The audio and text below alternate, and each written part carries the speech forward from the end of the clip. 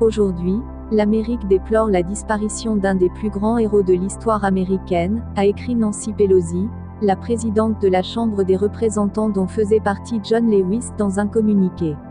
La figure des droits civiques est décédée, vendredi, à l'âge de 80 ans.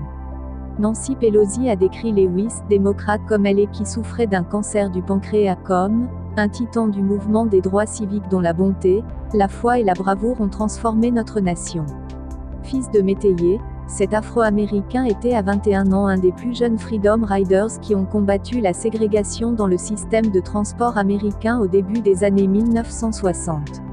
Il est devenu l'une des voix les plus respectées du pays pour la justice et l'égalité. Les vents soufflent, le grand changement arrive, avait déclaré Lewis quelques jours plus tôt durant une discussion de parlementaires sur le racisme. Parlementaire depuis 1986, il incarnait la conscience du Congrès, selon l'expression de Nancy Pelosi.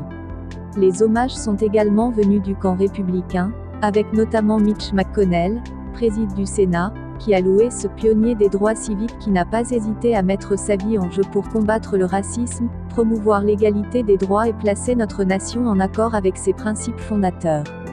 Malgré un cancer, il avait fait son retour à Washington en juin en pleine tourmente née de la mort de George Floyd aux mains de la police à Minneapolis pour participer à la mobilisation du mouvement Black Lives Matter contre les discriminations raciales.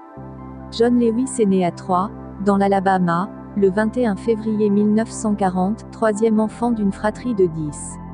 Élevé dans une communauté presque entièrement noire, il a rapidement pris conscience de la ségrégation dans cet État du sud des États-Unis.